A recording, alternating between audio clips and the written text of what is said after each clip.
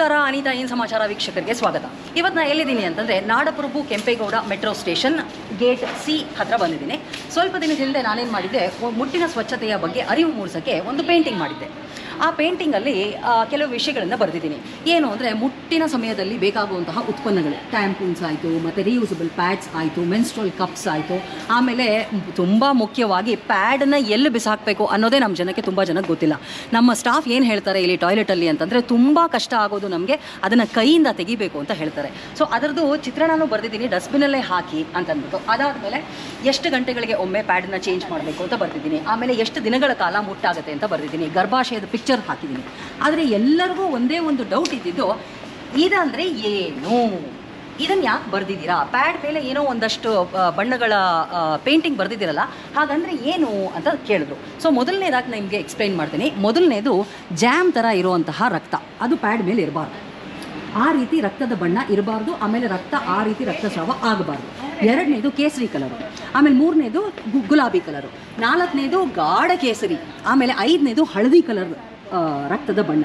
ಆದರೆ ನೀವು ಆಶ್ಚರ್ಯ ಆಗ್ಬೋದು ನಿಮಗೆ, ರಕ್ತದ ಬಣ್ಣಗಳು ಈ ಥರ ಇರೋಕ್ಕೆ ಸಾಧ್ಯನಾ ಅಂತ. ಖಂಡಿತ ಡೇಂಜರ್ ಎಚ್ಚರಿಕೆ, ಅದನ್ನು ಎಚ್ಚರಿಕೆ ಕೊಡೋಕ್ಕೇ ನಾ ಇಲ್ಲಿ ಪೇಂಟ್ ಮಾಡಿರೋದು.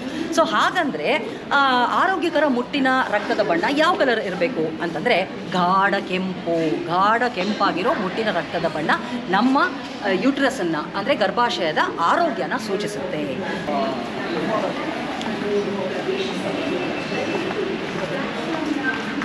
ಇಲ್ಲೊಂದು ಮುಖ್ಯವಾಗಿ ಒಂದು ಡ್ರಾಯಿಂಗ್ ಮಾಡಿದ್ದೀನಿ ಹೆಣ್ಣು ಮಕ್ಕಳಿಗೆ ಗೊತ್ತಾಗಲಿ ಅಂತ.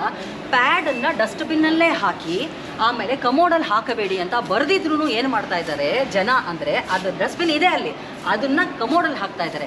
ನಮ್ಮ ಸಿಬ್ಬಂದಿ ವರ್ಗದವ್ರು ಏನು ಮಾಡಬೇಕು ಅಂತಂದರೆ ಅದನ್ನು ಕೈ ಹಾಕಿ ತೆಗಿಬೇಕಾಗಿರೋ ಪರಿಸ್ಥಿತಿ. ಸರಿನಾ? ಅಕಸ್ಮಾತ್ ನಿಮ್ಮ ಮನೇಲಿ ಪ್ಯಾಡು ಈ ಕಮೋಡಲ್ಲಿ ಬಿದ್ದರೆ ನೀವು ಕೈ ಹಾಕಿ ತೆಗಿತೀರಾ? ಅಲ್ಲಿ ಡಸ್ಟ್ಬಿನ್ ಇದ್ರೂ ಯಾಕೆ ಯಾರೂ ಕಮೋಡಲ್ಲಿ ಎಸೆಯುವಂಥ ಒಂದು ಪ್ರಾಕ್ಟೀಸ್ ಮಾಡಿಕೊಂಡು ಡಸ್ಟ್ಬಿನನ್ನು ಯೂಸ್ ಮಾಡ್ತಾ ಇಲ್ಲ? ಪ್ಲೀಸ್ ಕಮೆಂಟ್ ಮಾಡಿ ತಿಳಿಸಿ.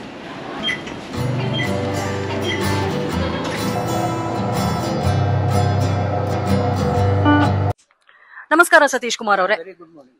ಈಗ ನಿಮ್ಗೇನ್ ಅನ್ಸುತ್ತೆ, ನಾವು ಇದು ಮುಟ್ಟಿನ ಸ್ವಚ್ಛತೆಯ ಬಗ್ಗೆ ಮತ್ತೆ ಮುಟ್ಟಿನ ರಕ್ತದ ಬಗ್ಗೆ ಇಲ್ಲೆಲ್ಲ ಬರ್ದಿದೀವಿ, ಇದು ನೋಡಿ ನಿಮ್ಗೆ ಅಸಹ್ಯ ಅನಿಸ್ತಾ, ಸಂಕೋಚ ಅನಿಸ್ತಾ?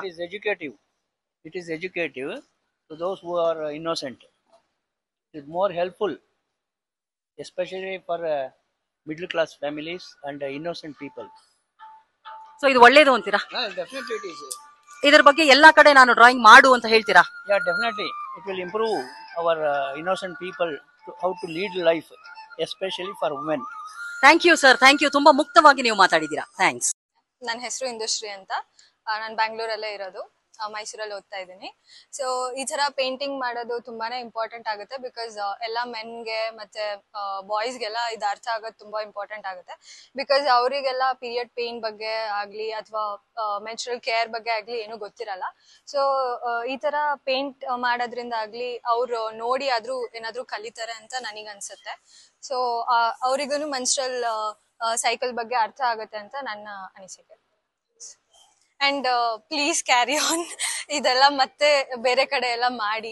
ಚೆನ್ನಾಗಿ ಇದೆ ನಿಮ್ಮ ಐಡಿಯಾ. ಅಂಡ್ ಇನ್ನ ಬೇರೆ ಕಡೆ ಎಲ್ಲ ಪೇಂಟ್ ಮಾಡಿ. Thank you. ನನ್ನ ಹೆಸರು ನಿಶ್ಚಿತ ಅಂತ. ನನ್ನ ಊರು ಬಂದ್ಬಿಟ್ಟು ಮೈಸೂರು. ಈ ಡ್ರಾಯಿಂಗ್ ಬಗ್ಗೆ ಅದೇ ಚೆನ್ನಾಗಿದೆ. ಅಂದ್ರೆ ಮೆನ್ಸ್ ಎಲ್ಲ ತಿಳ್ಕೊಳ್ಳೋದ್ರಲ್ಲಿ ಅಂದ್ರೆ ಹುಡುಗಿ ಅಂದ್ರೆ ಗರ್ಲ್ಸ್ ಹೆಂಗ್ ಸಫರ್ ಪಡ್ತಾರೆ ಈ ಪೀರಿಯಡ್ಸ್ ಇಂದ ಅಂತ ಅವ್ರಿಗೂ ಅರ್ಥ ಆಗುತ್ತೆ. ಈ ಡ್ರಾಯಿಂಗ್ ಮಾಡಿರೋದ್ರಿಂದ ತುಂಬಾ ಯೂಸ್ಫುಲ್ ಇದೆ ಅಂತ ಅನ್ಸುತ್ತೆ. ಮ್ಯಾಮ್ ಕೂಡ ಚೆನ್ನಾಗಿ ಐಡಿಯಾ ಕ್ರಿಯೇಟ್ ಮಾಡಿ ಡ್ರಾಯಿಂಗ್ ಮಾಡಿದ್ದಾರೆ. ಇನ್ನು ಬೇರೆ ಕಡೆ ಮಾಡಿದ್ರು ಬೇರೆಯವ್ರಿಗೆ ಅರ್ಥ ಮಾಡ್ಕೊಂಡು ಅವರು ತಿಳ್ಕೊತಾರೆ ಅನ್ನೋದು ಒಪಿನಿಯನ್. ನನ್ನ ಹೆಸರು ಉಮಾ, ನಾನು ಮೈಸೂರಿಂದ ಬಂದಿದ್ದೀನಿ. ಬಟ್ ಇವಾಗ ಬ್ಯಾಂಗ್ಳೂರಲ್ಲಿ ಜಸ್ಟ್ ನನ್ನ ಫಸ್ಟ್ ಟೈಮ್ ಇದು. ಬಟ್ ಇಲ್ಲಿ ಬಂದು ಇದೆಲ್ಲ ಇದ್ರ ಬಗ್ಗೆ ಅವೇರ್ನೆಸ್ ಕ್ರಿಯೇಟ್ ಮಾಡ್ತಾ ಇರೋದು ಒಳ್ಳೆ ವಿಷಯ. I think good work. ಇದರಿಂದ ಎಲ್ಲ ಗರ್ಲ್ಸ್ ಯಾವ ಸೈಕಲ್ ಇಂದ ಇದ್ ಮಾಡ್ತಾರೆ, ಎಷ್ಟು ಸಫರ್ ಪಡ್ತಾರೆ ಅನ್ನೋದ್ರ ಬಗ್ಗೆ ಎಲ್ಲ ನಾಲೆಜ್ ಇದೆ ಇದರಲ್ಲಿ. ಮತ್ತೆ ಪ್ಯಾಡ್ಸ್ ಯೂಸೇಜ್ ಹೆಂಗ್ ಮಾಡ್ಬೇಕು, ಅದು ಡಿಸ್ಪೋಸಲ್ ಹೆಂಗ್ ಮಾಡ್ಬೇಕು, ಅದೆಲ್ಲ ಇದರಲ್ಲಿದೆ. So I think this is great work. Ma'am ಎಲ್ಲ ಕಡೆ ಇದ್ದ ಅವೇರ್ನೆಸ್ ಕ್ರಿಯೇಟ್ ಮಾಡ್ಬೇಕು ಅಂತ ನಾನು ಕೇಳ್ಕೊತಾ ಇದ್ದೀನಿ. ಇದರಿಂದ ಎಲ್ಲರಿಗೂ ಜನರಲ್ ನಾಲೆಜ್ ಸಿಗುತ್ತೆ. Thank you. ಭಾಗ್ಯರಥಿ ಅವರೇ, ನೀವು ಇವತ್ತು ಮೆಟ್ರೋ ಸ್ಟೇಷನ್ ಅಲ್ಲಿ ಇದ್ದೀರಾ. ಸೊ ಫಸ್ಟ್ ಟೈಮ್ ಬಂದಿದ್ದೀರಾ. ಸೊ ಈಗ ಇದು ಡ್ರಾಯಿಂಗ್ ಮಾಡಿರೋದು ನಾನೇ ಮಾಡಿಸಿರೋದು, ನಾನು ಮಾಡಿರೋದಲ್ಲ.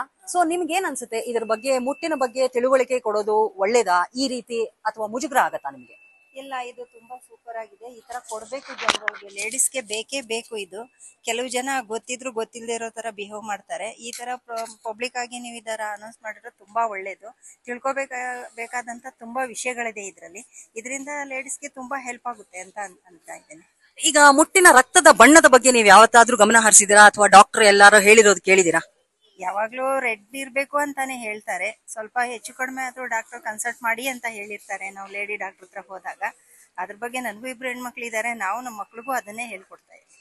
Very nice, very nice. So ಮುಟ್ಟಿನ ರಕ್ತದ ರಕ್ತ ಬಣ್ಣ ಅದನ್ನೆಲ್ಲ ನಾವು, ಆಮೇಲೆ ಅದ ಟೆಕ್ಸ್ಚರ್ ಹೇಗಿರ್ಬೇಕು ಅದರ ಬಗ್ಗೆ ಎಲ್ಲ ನಾವು ಗಮನ ಹರಿಸಬೇಕು ಅಂತ ಹೇಳ್ತೀರಾ? ಹೌದು, ಸತ್ಯ ಅದು. ಆತರ ಎಲ್ಲ ಗಮನ ಹರಿಸ್ಬೇಕು. ಮತ್ತೆ ಮುಟ್ಟಿನ ಸಮಯದಲ್ಲಿ ಗಂಟು ಏನಾದ್ರೂ ಬಂದ್ರೆ ಅದನ್ನ ತಕ್ಷಣ ಡಾಕ್ಟರ್ಗೆ ಕನ್ಸಲ್ಟ್ ಮಾಡ್ಬೇಕು. ಮತ್ತೆ ಬ್ಲೀಡಿಂಗ್ ಜಾಸ್ತಿ ಆದ್ರೂ ಕನ್ಸಲ್ಟ್ ಮಾಡ್ಬೇಕು. ಆತರ ಎಲ್ಲ ಮಾಡೋದು. ಈ ಮಾಹಿತಿ ತುಂಬಾ ಪವರ್ಫುಲ್ ಆಗಿದೆ ಮತ್ತೆ ತುಂಬಾ ಹೆಲ್ಪ್ಫುಲ್ ಆಗಿದೆ. Thank you madam. ಮೈಸೂರಿನವರು ಹಾಗೂ ಬೆಂಗಳೂರಿನಲ್ಲಿ ವಾಸ ಮಾಡ್ತಾ ಇದ್ದೀರಾ. Thank you so much.